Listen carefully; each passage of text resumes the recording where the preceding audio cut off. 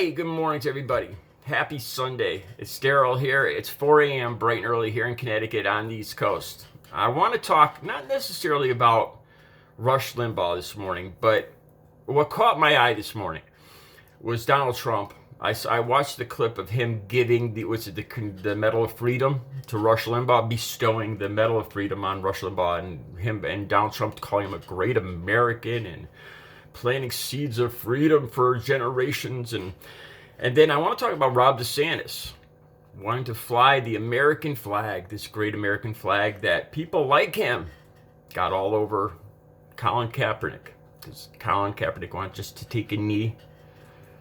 And how people like Rob DeSantis now want to fly the flag at half-staff in honor of this great American.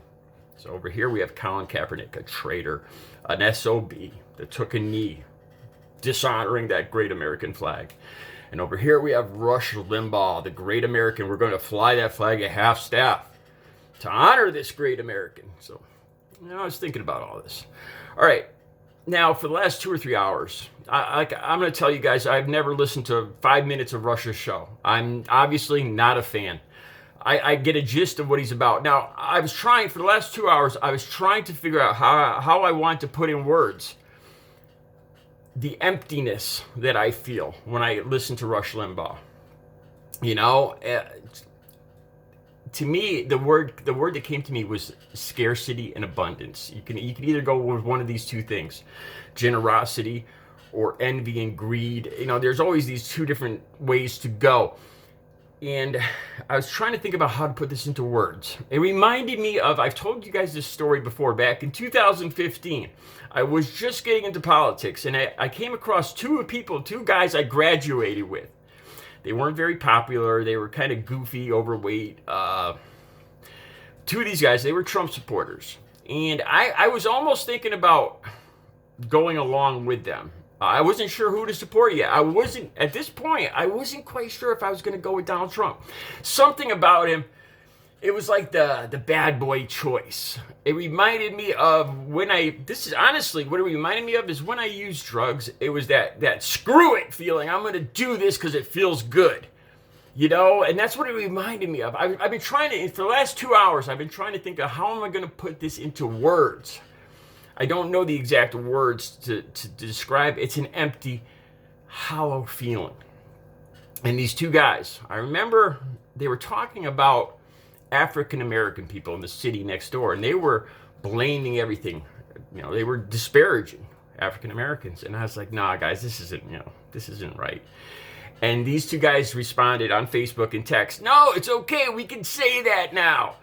And it was like they were throwing off these years of guilt. And it was this great feeling where we could say it like it is. It's their fault. It's their fault. These guys are wrong. They're holding us down and we're throwing off this guilt. And I remember, and it's something in my heart, it's like, no, man, it was like this hollow feeling. And that's the feeling that I got every time I just tuned in Rush for 5 minutes. That's the feeling.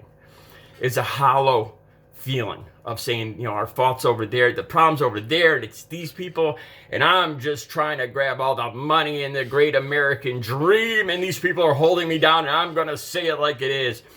But it always left me with a hollow feeling.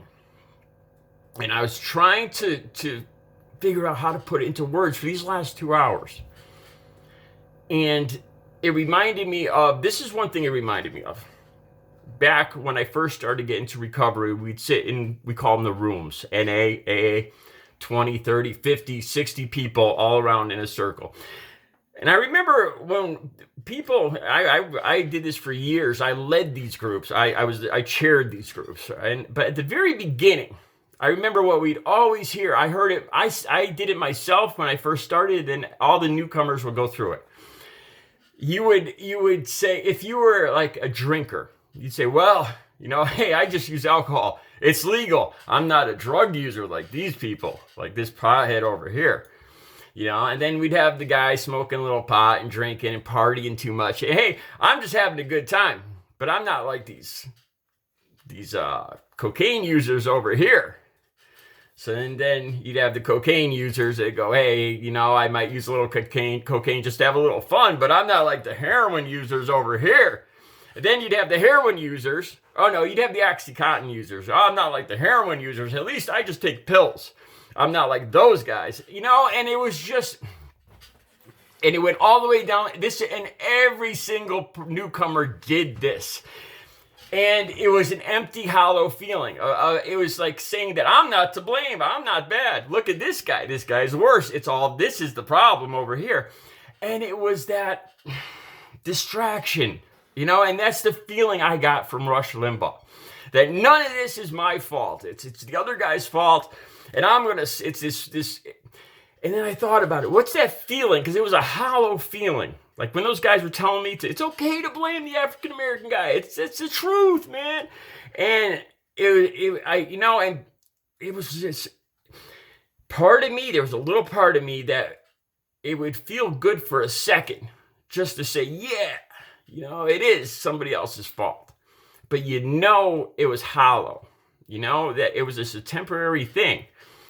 And I was trying to put my finger, and I think it was fear. The fear of looking into yourself and admitting that you got a lot of work to do on yourself, and you are the real problem.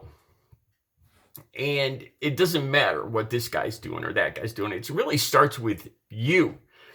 And I think that's what it was. It wasn't a feeling of being freed of guilt. It was like a lie you were telling yourself that it's not my fault, it's this guy's fault. And then it was that temporary lie that fogged up your head that said, okay, I'm a great guy.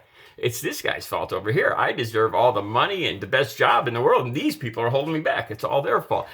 You know, but then the reality, the fog lifts, the lie kind of fades, and the reality sets in. You know, and that it was that feeling I got every time I heard Rush Limbaugh. That it's, you know, these women are, and the stuff he said about women. I told you guys how I grew up with my mother and my sister after my dad died. And I got, you know, I think a lot of men grew up around, I felt lucky to grow up around my mother and my sister because I got to understand that they are just people. I know that sounds like a simple thing to say, but I think a lot of men grew up not understanding that. And they grew up thinking that they were entitled to a piece of butt, a piece of ass. That this is their, you know, and then that when some women were withholding it from them, and, you know, and it was just about them, men being people and women just being possessions that were just being held out of their reach.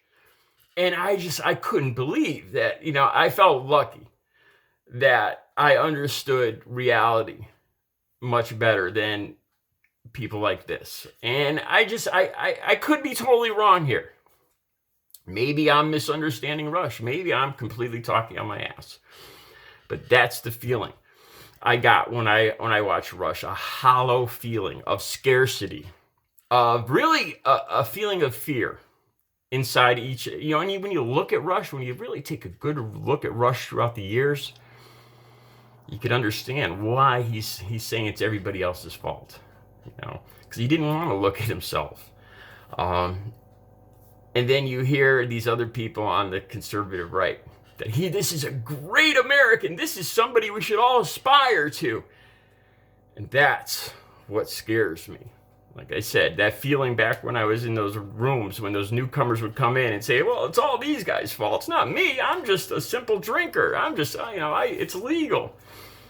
You know, and it's a scary thought that people like Rob DeSantis or Donald Trump are holding Rush Limbaugh up as the answer, as the way, a model for all Americans. That scares me. All right, I'll be back later with another video. I hope I put it into words for you guys. I'll be back later. You guys have a good Sunday.